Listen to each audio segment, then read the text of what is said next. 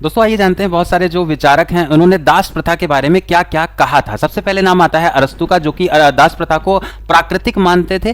कुछ लोग जन्म से शासन करने के लिए आते हैं और कुछ लोग जो है वो जन्म से दास बनने के लिए आते हैं, ऐसा वक्तव्य अरस्तु का था दास प्रथा के बारे में। दूसरे नंबर पर प्लेटो आते हैं और इन्होंने कहा आदर्श राज्य में दासों का उपयोग अगर श्रम के लिए अगर कराया जा रहा है तो वो पूरी तरह से स्वीकार है, और परंतु दासों के साथ में न्यायपूर्ण व्यवहार होना चाहिए। आपको पता है जो प्लेटो है वो दार्शनिक रूप से और आदर्श एक विचारक, जो कि आपको नाम याद रखना होगा, है ना। उसके बाद में अगला जो नंबर आता है वो रोमन स्टोइक, कुछ दार्शनिक जैसे सेनेका, है ना। इसके बाद में एपिक्टेटस, ये सारे लोग जो हैं वो मानते थे मनुष्य जन्म से स्वतंत्र है, दास और स्वामी दोनों समान आत्मा रखते हैं, दास और दास प्रथा जो है वो नैतिक रूप से यहां पर गलत है। ऐसा कहना किसका था? रोमन स्टोइक दार्शनिकों का। उसके बाद में सेंट अगस्टीन आते हैं, जो कि कहीं ना कहीं दार्शनिक जो अवधारणा है उसको ये मानते थे। इन्होंने कहा दास प्रथा पाप और मनुष्य के पतन का परिणाम है, ईश्वर की मूल इच्छा ये नहीं है। ये आपको याद रखना है, कहीं ना कहीं इसको सॉफ्ट रूप में इन्होंने स्वीकार कर लिया। इक्विनॉक्स है, ये भी उसी दार्शनिक जो विचारधारा है उसके प्रतिपादक। यहां पर दास प्रथा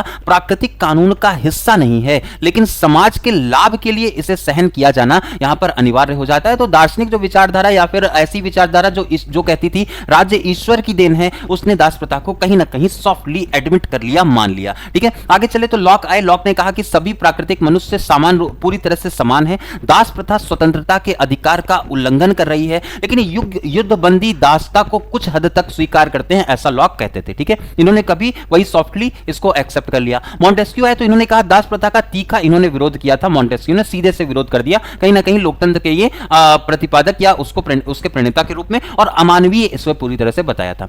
जीन जैक रूसो है, इन्होंने कहा व्यक्ति अगर पैदा हुआ है तो पूरी तरह से स्वतंत्र है, लेकिन आगे चल करके इन्हीं कुरीतियों की वजह से वो अपने आप को जंजीरों में जकड़ा हुआ पाता है। एडम स्मिथ है, और एडम स्मिथ ने इसको पूरी तरह से यहां पर दास श्रम आर्थिक रूप से कमजोर और गैर उत्पादक मुक्त श्रम और अधिक प्रभावी यहां पर इसे बताया था। एडम स्मिथ का यह वक्तव्य था, और दास प्रथा को शोषण के रूप में कार्ल मार्क्स ने स्थापित किया। अब्राहम लिंकन ने इसको पूरी तरह से गलत या अनैतिक बताया था, क्योंकि ये लोकतंत्र के समर्थक थे। महात्मा गांधी ने इसको पूरी तरह से अनैतिक बताया। जाति आधारित जो दासता है उसको अंबेडकर साहब ने भी गलत बताया था ना। तो ये कुछ ऐसे विचारक जिन्होंने दास प्रथा के बारे में अपने अपने वक्तव्य दिए। आपको इनमें से कौन सा वक्तव्य सबसे सटीक लगा कमेंट सेक्शन में जरूर बताइएगा, और इसी तरह के शॉर्ट के लिए बने रहिए हमारे साथ सिलेक्शन गाइडर पर। नमस्कार।